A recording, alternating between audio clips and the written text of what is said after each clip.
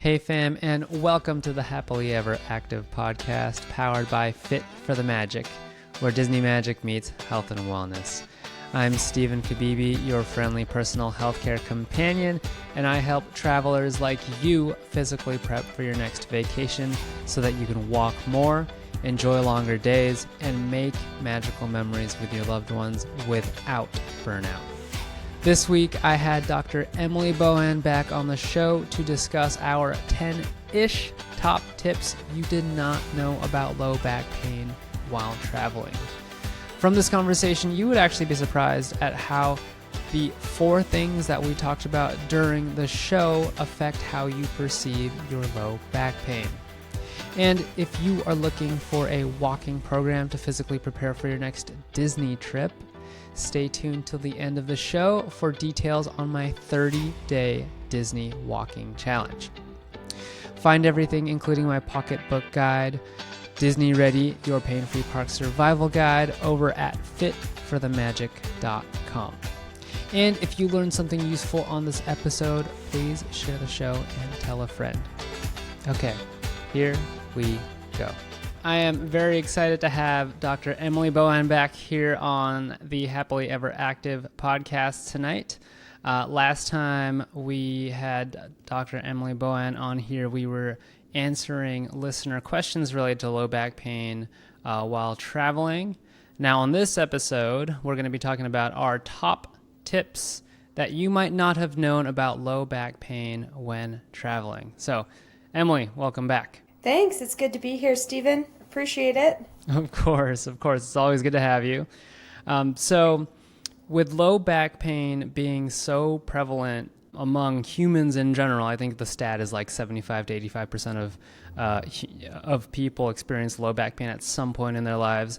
Now, of course, if you're human and you go travel, then you're more than likely to experience some sort of low back pain at some point in your life. But you know, I think this topic is going to be really important to discuss just because it's so prevalent. Yeah, absolutely. Like you said, it's one of the number one things we end up treating as physical therapists. So whether it's you're trying to prevent low back pain because you have a history of it, you currently have low back pain, or maybe you're one of the lucky people who hasn't really experienced low back pain, I still feel like these are really good tips for keeping your body healthy.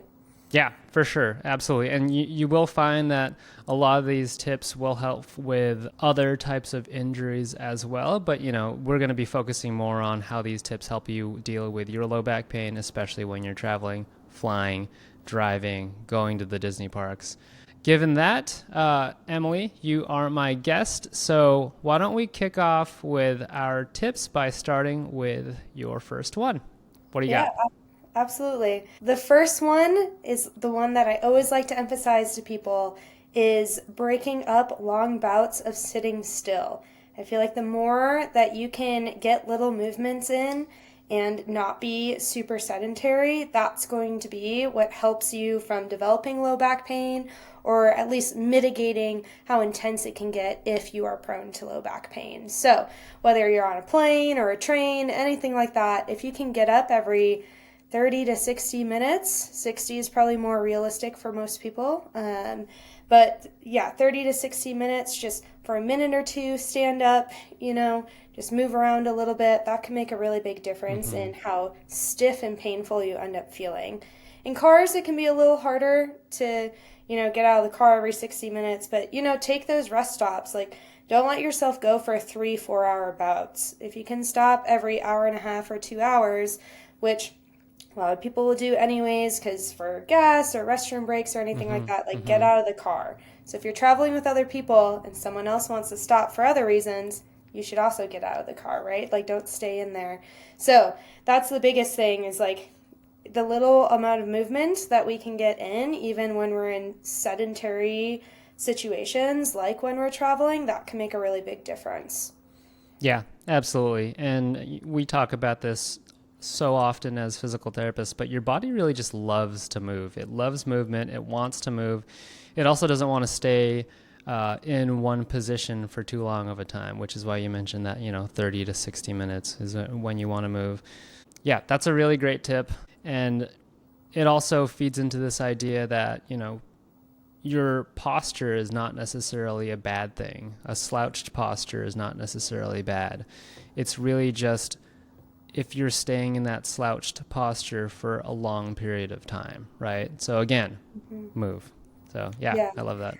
I love the statement that the best posture is your next posture. So like the idea behind that is, there's no such thing as like a perfect posture, but it's more a matter of, those like little subtle shifts in movement that you can make can go a long ways.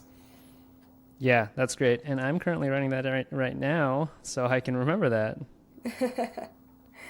Yeah, it's catchy, right? Yeah, it definitely is. Definitely is. I would add to that, there are going to be times where you're not going to be able to stand up and move around as much. So finding a comfortable position, whether or not you're on the plane or in the car, is going to be important too. So my strategy when I'm sitting for a long period of time is to make sure my hips are higher than my knees, right? So I've found that if your hips are higher than your knees when you're sitting down, it makes it really easy to maintain a more upright, comfortable posture than if your hips were at the same level of your knees, or if your hips were lower than your knees. If they were in those last two positions, it's a lot more easy to slouch. And I've found that in my patients, it's a lot easier to maintain a more upright position otherwise. Yeah. Emily, I think you've mentioned in the past, maybe even getting some sort of like fold up a sweatshirt or get a lumbar pillow to put on the back, especially if you want to sit more upright like that too. So finding strategies to find that comfortable position for you, because everyone is different. Find that comfortable position for you is really, really important when you're, sitting on a long flight. Yeah. And I think the last little tidbit I'd like to say to that is even if you can't get up, there's a lot of turbulence, you don't feel comfortable, anything like that. So even just like little movements in your seat, I think can go a long ways too, right? So doing some calf pumps, some, just like little rotations. If you're sitting in the aisle or the middle seat's not taken, you could even do like a little figure four stretch, like just like doing little things to get your body moving and not just trying to be in like one posture the whole time can go a long ways. Yeah, totally. Exactly. My first tip is something that I like to talk about all the time. If you're following me on Instagram or if you're listening to me talk or if you're one of my patients, but my first tip is to listen to your body. It's one of the biggest things you can learn whenever you're navigating through injury. Now, we found that through research that one of the best treatments for low back pain is to go for walks, right? But we also found that dosing or walking too much might be a little bit too much for your back and it might set things off. So you really, when you're thinking about how much you're walking at the airport or especially at the Disney parks, you want to consider how much walking you're going to be doing in the parks themselves, right? Walking is good for you, yes, but if you're walking too much and you're dealing with that low back pain, that extra walking might set off your back. So in order to know like how much walking you're expecting to do at the Disney parks, I definitely recommend you to go back to Happily Ever Active episode number 1, where I talk about what I wish I knew from my first Disney World trip as a PT, where I dive deep into how much walking you're expecting to do at each of the 4 Disney World parks. So really just considering how big Disney World is and how much walking you're going to be doing getting to your bus or getting to the monorail, and then how much you're going to be walking when you get into the parks is going to be a really big factor, so that you know how much walking might set your back off, so that you know when to take a step back, take a break, listen to your body, and figure out what works for you, how much walking works for you, and how much might be too much. On top of that, knowing what your triggers are. So listening to your body also means knowing what your triggers are. Do rough rides and attractions tend to set off your back? That would probably be something that you'd want to avoid. Like we talked about earlier, long walks, is that something that sets your back off? Again, determining how much walking sets your back off and figuring out when you need to take those rest breaks before continuing on throughout the day is going to be important. Something that tends to catch guests and travelers in general off guard. So this isn't necessarily for the Disney parks, but when you're traveling and going through a TSA line, or when you're walking around, say you're going on an international trip and you're exploring the city, long lines, long bouts of standing. If that's something that sets your back off as well, find ways to avoid them. So we're thinking like making sure that you're choosing a flight that isn't during a rush hour between like 5 and 8 in the morning when everyone's rushing to get to the plane. Or make sure to get TSA pre-check, because otherwise you might be standing in the security line for more than half an hour, you know? So knowing a lot of these triggers, and you know, these are just a couple of triggers that I've mentioned, but knowing your particular triggers so you can listen to your body and know how to deal with things when you're traveling is going to be very important, so that you know how to deal with your low back pain if you're dealing with that. Yeah, I think that's all really great, Stephen. I love also thinking about like the prehab piece of this and not just the rehab of like, okay, so we figure out where those thresholds are. For example, let's say at 45 minutes of straight walking, that's where you've noticed that your low back starts to get tight, right? Like, what can we do before you go on your trip in order to build up the endurance of those like core and hip muscles? So now that way, that threshold of 45 minutes can then become an hour or an hour 15, right? And like slowly working on upping that threshold so that way you can feel more comfortable on your trips too. I think that's something that people don't always think about. First of all, they're not always aware of how long they can go before they start feeling symptoms, right? Like you said, the listening to your body piece and figuring out where those thresholds are. But once we find those thresholds, you know, working on things to be able to expand them a little bit further too. So that was actually one of my tips later was, you know, doing strength training and endurance training beforehand. So that way we have a little bit more wiggle room in our thresholds before our body starts to maybe feel a little more sore because it's not used to the amount of activity that we're putting it under when we go on these big trips.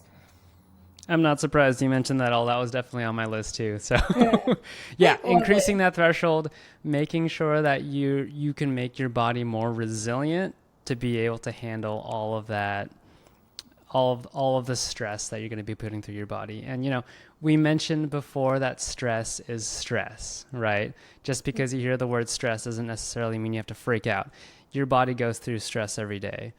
But how much stress your body can handle before it wants to cry for help is something that you have full and complete control over. So that's where that strength training and endurance training comes in. I love that. Yeah, the right amount of stress creates the adaptations that we want to see to make the body better. So we just have to learn like what is the right amount of stress that is good stress to create those adaptations, but it's not so much stress that now we're getting symptomatic, right? Yeah, absolutely. Absolutely. That clearly just, you know, smoothly jumped into another one of your hour points. Did you want to bring up another one? So one of the things that I think that people don't always think about, they think about like the movement exercise part of their trips, but I really want to emphasize it kind of points into two different tips that I have here. One of them is, so eating well is really important for making sure we don't get this like high inflammatory load from eating bad food all day, every day while we're traveling. A lot of us have our favorite junk food we love to go to when we're traveling or at the parks or anything like that. But if we get this like higher inflammation response that comes from a diet that is not great, that's also going to sensitize our pain receptors. So basically, what that means is maybe your pain sits at a 2 out of 10, but if your inflammatory load's a little higher, it might end up feeling like a 3 or a 4 out of 10. And so one of the ways that we can really help support our body is making sure that we're eating really well, we're eating enough protein for all the breakdown that's happening with how much exercise that we're getting on these trips, right? Making sure we're getting good healthy fats, we're getting enough carbs for energy. Like that can be really important too for making sure we have more of a pain-free trip. Also, if you're not eating enough, for example, like if you don't have energy to get through your day, you know, you're going to be wearing yourself down way more, and that can end up leading to increased pain too. Yeah, totally. And of course, there's the hydration piece to it too, right? Making sure that you're well hydrated, drink at least half your body weight in ounces of water. I'm going to add to that other factors that also affect how you feel and perceive low back pain. So I'm going to throw in managing stress, which we had just talked about, and then also managing sleep, which are huge factors when you're working through low back pain. So, lots of things can stress us out. And when I mean stress, I mean like stress and anxiety, right? So doing things like making sure you're arriving early to the airport to check in, making sure you're taking advantage of early park entry if you're going to the Disney parks. If you're staying at a Disney World hotel, you have that perk of being able to go early, 30 minutes early into the Disney parks when a lot of other people aren't there. And you can take advantage of going on some of the busiest rides, the rides that are most busy in the daytime. You'll get there early. You'll be able to ride the rides with a much lower wait time, right? Take advantage of that early park entry.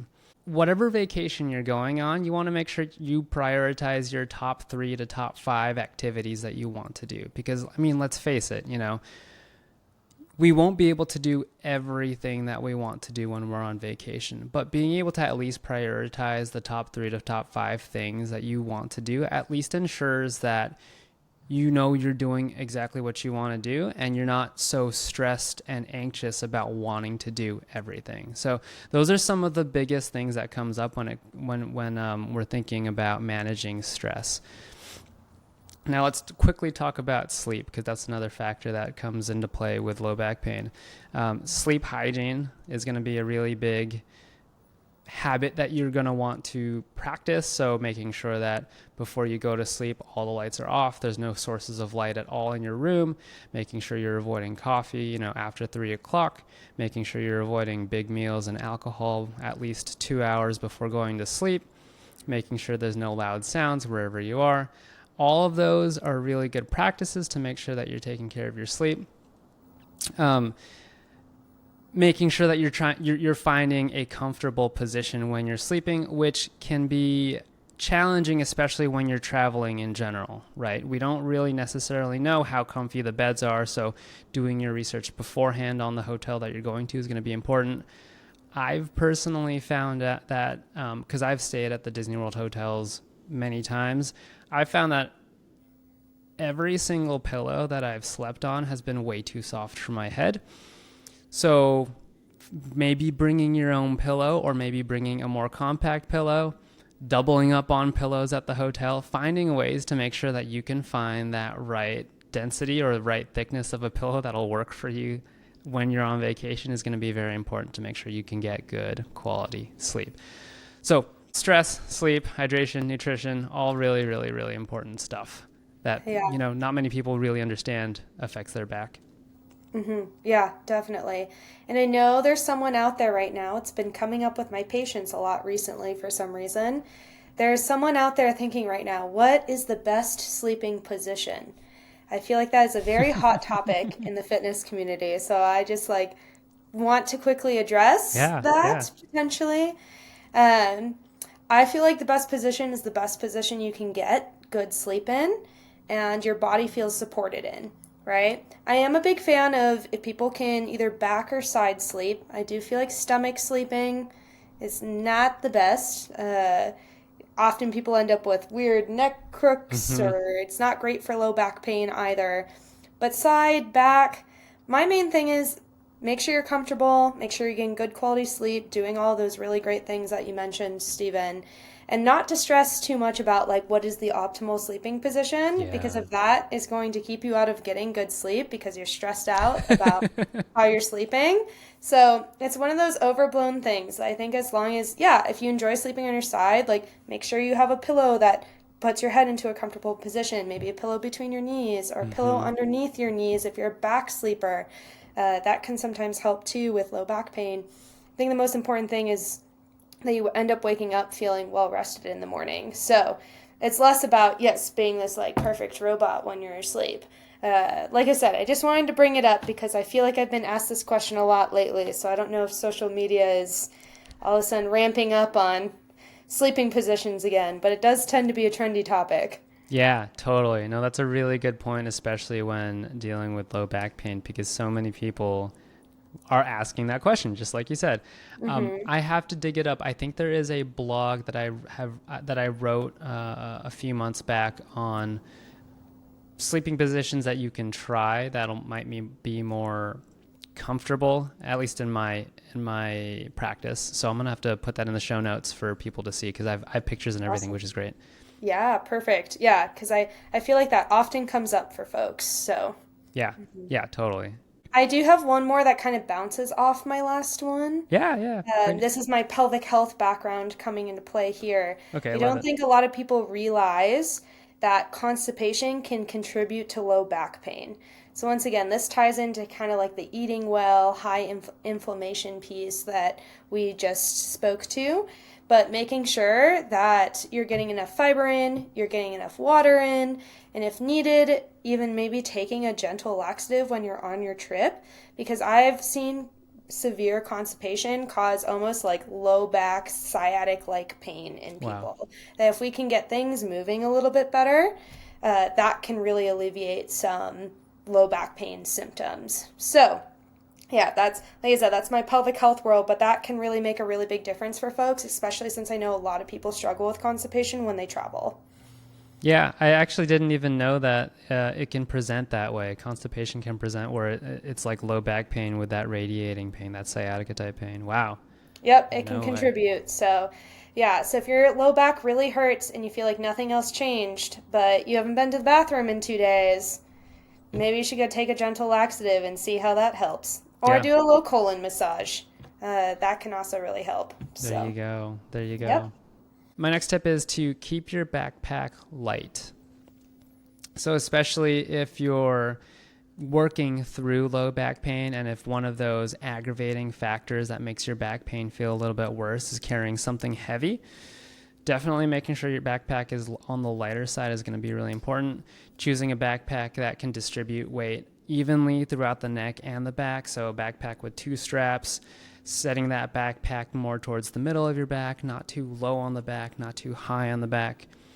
All of those help to distribute weight a little more evenly so that your body can fully support that weight that's hanging off there. For those that are flying, using a backpack with a loop on the back portion of that backpack so you can put that backpack on your suitcase while you're rolling around is going to be really important. That way you don't have to carry it. We talked about this, I think, on our last episode together, but using luggage that has 4 wheels so you can just push it around, because I think keeping that luggage either, I believe it was in front or to the side of you, if I'm not mistaken, was it's a little bit less aggravating to the back when you're walking around. And then when it comes to packing your backpack or your bag for going to the Disney parks, just pack the essentials. Really, you don't need much more than, your sunglasses, a poncho if it's in the middle of the summer, a poncho that's foldable, of course, sunscreen, a cooling towel, perhaps. Water bottle. Yes, a water bottle, thank you. The amount of things you need when you're going to the Disney parks, at least in my opinion, and as a non-parent yet, can fit in a crossbody bag. So you really don't need a big backpack to get in. And, when it comes to parents, you also don't need a huge bag, or if you do need a bag, you'll likely have a stroller if you have younger kiddos, so you can put your stuff in the stroller as well. And if you come at me and say, "Hey, I need all this stuff. I still need all this stuff. I need a bigger backpack." Well, why don't you go ahead and rent a locker at the front of the theme park? It's $7, but if you're dealing, if you might say, "Oh, it's $7. I don't want to spend $7 a day putting my stuff in a locker." But if that saves you from feeling, like you're exhausted and in pain and you cannot walk that evening, that's a $7 that's really well spent. Yeah. I think those are all great tips. I think people don't think about what type of luggage or bag that they're using and how much that can end up wearing on the body, especially when you're doing such a long day, like when you're in the Disney parks or even just like a long day traveling. So, yeah, I feel like the crossbody bags are really popular, but getting something, 2 straps, like you said, that fits close, that can make a really big difference. And even if you have a crossbody bag, just switching sides every few hours, it'll feel awkward at first, but you'll really feel a difference once you switch sides and how much relief you'll get on one side of your neck or your back. Yeah, absolutely. Emily, what do you got next? I think having a routine for before and after you go, whether it's traveling, you're getting on the plane, or you're actually going to the parks, anything like that, I think that can be really helpful. So, for example, like, you're going to be on your feet for however long during your day at the park. Is there a mobility routine and like a light activation routine that you can do to get the right muscles firing? So that way, you can go into your day successfully. And then after you're done at the park, even if you're a little bit sore, can you do some stretching or light work that helps alleviate some of the muscles that might have gone sore, tight, and tired while you're, on the plane or in the park or anything like that. So I think that can really help to have kind of like a before and an after routine. Totally. Would you be against doing like a midday routine too? Like say you're taking a rest break and totally. you have some time to do that. Yeah, if you find that there's a few stretches that you're like, you know what, this puts a huge dent in my low back when it starts feeling tight, to do that midday if you can find the space to do that. Absolutely. Mm-hmm. Yeah, and our listeners might be like, how can I find that routine that works best for me? Especially if you're dealing with low back pain, or even if you just want to feel better and feel your best while you're traveling. Reach out to a trusted healthcare professional. Reach out to a trusted physical therapist.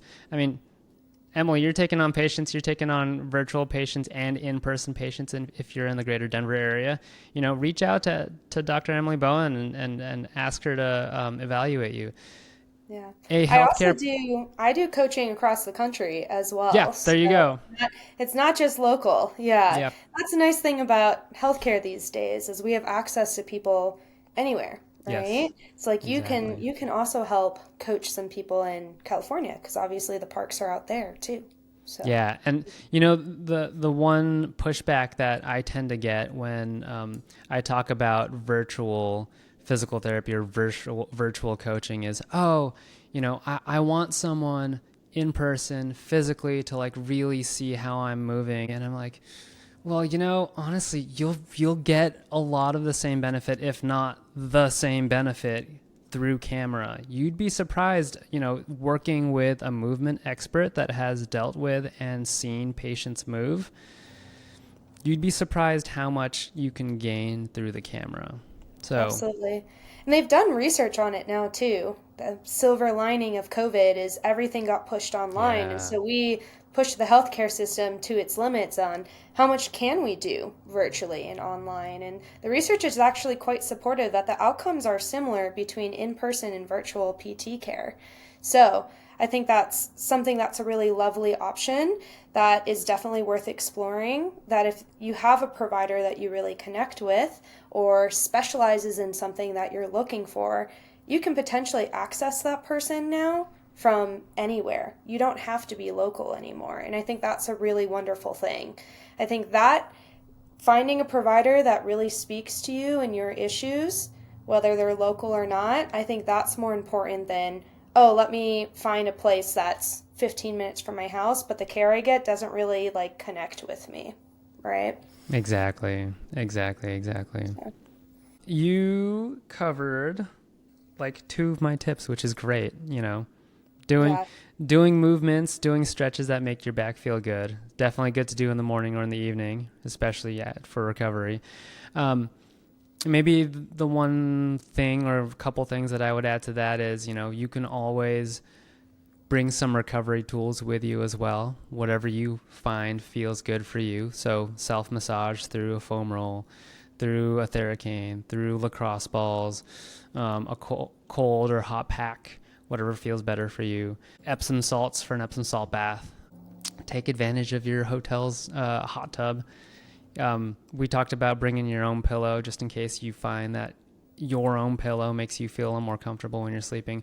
All of those things work really well, with the caveat that you make sure you figure out what works best for you beforehand, right? A lot of the things that we're talking about on this episode also imply that you've figured out beforehand what works well for you and what might not work well for you. Everyone's a little bit different, so figuring out what works well is going to be really important when you're traveling. Yes.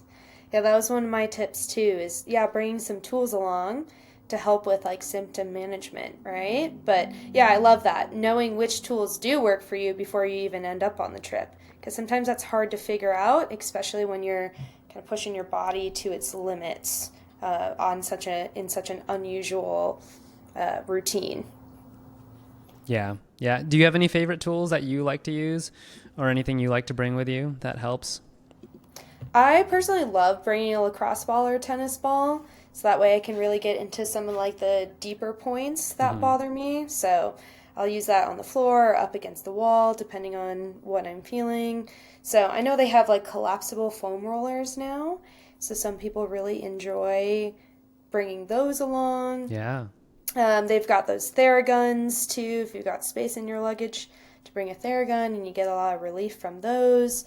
I definitely have had some patients who have brought those on trips, and that's been a really helpful tool for them. You mentioned the collapsible foam roll, which I just looked up. It looks really, really cool. Here's my foam roll. It's like just a little bigger than the size of my head, and it's I don't know, 4 or 5 inches thick. It fits really well in my carry-on backpack. It fits really well in my small suitcase, and then it leaves room for everything else I need to bring. Really cool. And then you mentioned lacrosse balls. So you could always take 2 and put them in like a stocking and use that. It works really well for the neck, for the back, for the shoulder, lots of different parts of your body. So yeah, really good stuff. That's really good recovery tools that are compact and really effective, especially when you need some, short-term relief. Why don't we talk a little bit about shoes? So one of my tips was finding a pair of shoes that's comfortable for you. And the big takeaway from this tip really is not everyone's going to feel the same in the same pair of shoes. Someone's going to say, "Oh, I love my On Clouds. I love my Hokas." And, it might work really, really well for them. It might not necessarily work for you. So my tip with shoes is to really make sure that whatever you choose, you go out to the shoe store, you try on a bunch of pairs of shoes, go walk around the shoe store in them, figure out what works for you. If you go to a specialty shoe store, talk to one of the sales reps that knows, a thing or two about shoes to at least help get you fitted in a pair so you can try them. Make sure that you break them in before you go on your trip, especially if you're doing a ton of walking. And I love that tip. I feel like sometimes they're like, I got new shoes and now I'm going to use them all the time, immediately straight out the gates. It's like, nah, you should probably do a few like short walks and build up from there first so you don't end up with blisters. And also, like the pressure points are just different when you're in a new pair of shoes, and your body has to adjust to that. You might even find that just because it felt really comfortable in the store, it might not feel comfortable after a couple of walks. So you might be like, oh shoot, this might not actually feel good after, 15 miles of walking at Disney. So Yeah. Yeah. I think that's a really important point. And then the other extreme of sometimes we find shoes that we absolutely love, and people have like worn the treads off of their favorite pair of shoes. And so, know when it's also time to replace those favorite shoes, right? Right. I do feel like there's a few general things though that are good to look for in shoes. Sure. So anything with like a wider toe box, I think is always generally a really good choice, because a wider toe box allows our toes to spread more. It's going to help with balance. It's going to help with comfort. It's just good for general foot health to make sure we have a little bit more space around our toes. For a little while, shoes got really trendy to have these super narrow toe boxes. And I feel like that ended up creating, for some individuals, like foot pain and some other issues. So wider toe box, I feel like, is always a really good option. How much cushion? I think that's like super variable for people. But I do generally like to see people with maybe a little less heel drop than more. But that can also be a really individual factor. But just making sure that your feet are comfortable and supported is the biggest thing for sure. Totally. One of my coworkers, when I was still working in California, she swore by her Vivo Barefoots. And if you don't know what Vivo Barefoots are, they are minimalist shoes, otherwise known as barefoot shoes. So they have zero drop. They have little to no cushion. It really feels like you're feeling the ground when you're walking. But she swears by her Vivo Barefoots because right after she bought them and started using them at work, her back pain went away, and I was like, what is going on here? And I had to at least look it up, and there have been like Reddit forums talking about how Vivo Barefoots have taken away their sciatic pain. And so, it's a possibility, right? I mean, I love how Vivos have the bigger, wider toe box. Research has found that minimalist shoes tend to take pressure off of the knees, which may be related to taking pressure off the back as well. So that's something to consider. But again, like you said, wide toe box, cushion can be variable. I mean, after that, it's really making sure that they're comfortable for you. Yeah. I will say that barefoot shoe trend in some ways I think has been really good, and I see people often react positively to it. But a big issue that I often see is people jump into it way too fast. Like if you wear shoes all day, every day, and they're super cushioned, and you're also like an in-the-house shoe person, and then you try and go to something more minimalistic and barefoot, you will end up hurting. Yeah. So if you make a really big shoe change from what you're currently doing, then I think that ramping up process of slowly ramping up into new shoes becomes even more important before you end up on a trip. Like for my body personally, I do really well with barefoot shoes if I'm going for an hour or two. I know if I'm going longer than that I need a lot more cushion and support in my shoes. So also kind of knowing like what your thresholds are and like what shoes are appropriate for how long you're going to be on your feet, that can also make a really big difference. Yeah, exactly. Like for me personally, I use Vivo Barefoots at work, but I'm also sitting down maybe 30 to 40% of the time documenting. And if I'm getting up and walking, I'm either walking on linoleum or I might be spending half my time walking on carpet too. So, and that makes a difference too. So if you want to wear minimalist shoes, but you're also planning on walking on the concrete, on asphalt, on brick, that's also a very different feel. And that also might affect how you feel at the end of the day of walking. Yeah. Here's a funny little story about shoe wear. When I did one of my work contracts in Hawaii, my family came to visit me. My dad wears barefoot shoes like pretty much for everything nowadays, right? We decided to go do this 9-10 mile waterfall hike. Super beautiful. He's in great shape. He wanted to wear his barefoot shoes. Wears them all the time. And I said, maybe not for this hike. This is a very strenuous hike. You haven't done like 5 hours of activity before, like in these shoes. Anyways, long story short, he ended up being super sore the next day, right? So his lower legs were super sore. Like I think feet even during the hike ended up being sore. But this is a good example also of like kind of knowing what your threshold is on what your shoe wear needs to be and respecting that and maybe testing the shoes that you have beforehand of like going on long walks and like seeing how they feel. Yeah, absolutely. And that goes back to what I was saying earlier, how barefoot shoes can take some pressure off the knees. That's mainly, and this is theoretical, but that's mainly because it puts more pressure on the ankles and the foot, all the muscles in there, because it forces your ankle and your foot to control your body a lot more. But yeah, there you go. There you go. One final thing I would say about shoes before we move on. Make sure you bring more than one pair of shoes when you're traveling, especially if there's going to be a lot of walking.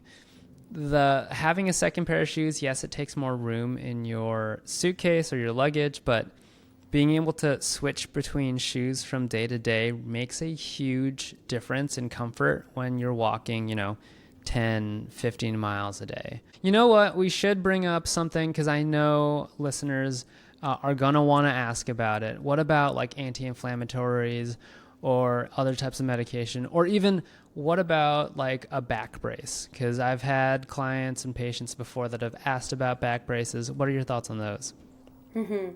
So I think anti-inflammatories, use them as you need them. Also use them as is appropriate to your level of pain. So if you're a little sore, like things just feel a little tired and cranky, I think using them to take the edge off when you're trying to get like another day in the park or another day of traveling in, I think that's appropriate. Now, if you're getting like serious shooting, like high pain intensity, do I think you should try and cover that up with anti-inflammatories? No, I think that's a very good sign that your body is telling you something. We probably need to like adjust the threshold of exercise. But I think it's a tool and use it as such. Don't use it as a crutch, right? Now, when it comes to back braces, same thing. I think there's a time and a place.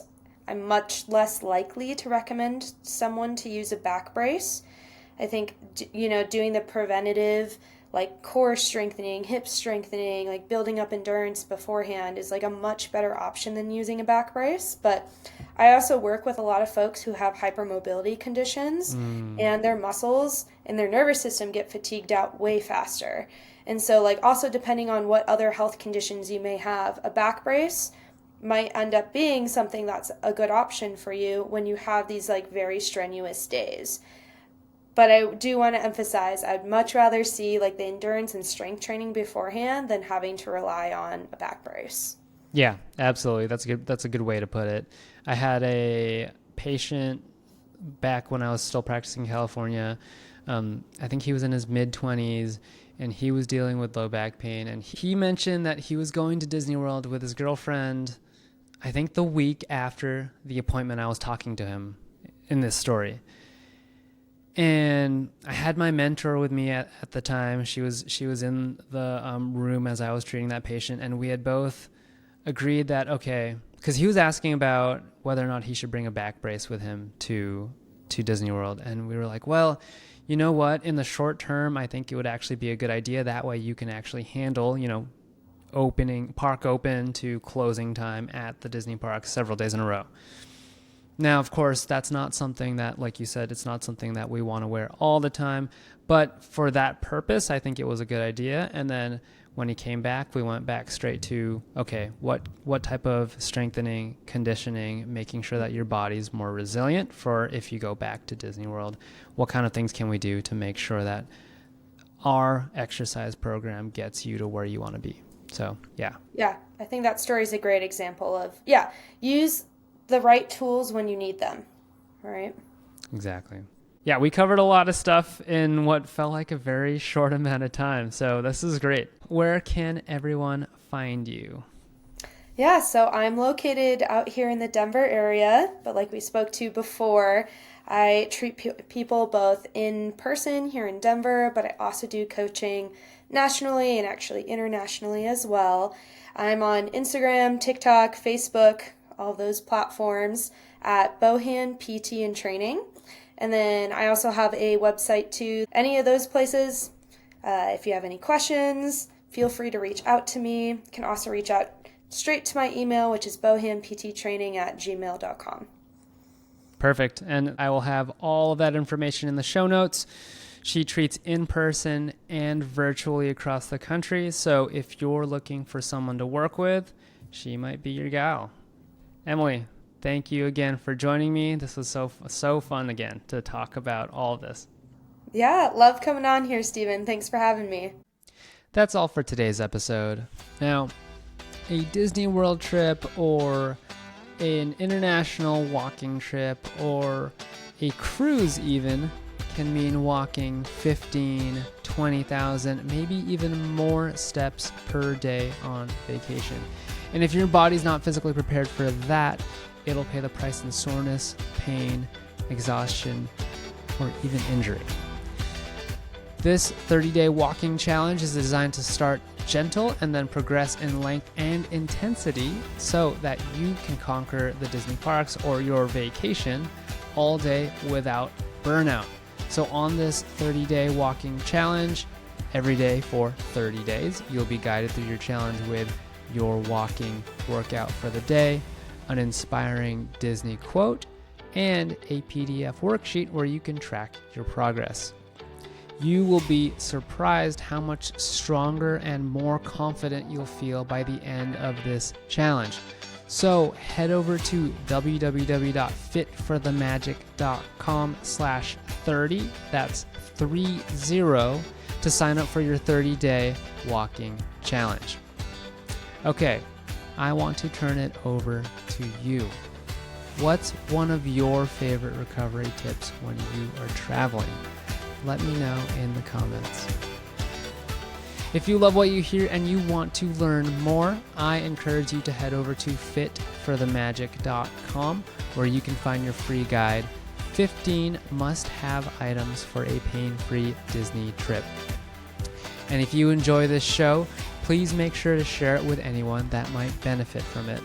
And of course, please leave a rating or review in your favorite podcast app if you enjoyed the show. This helps me tremendously as I move forward with new episodes to come.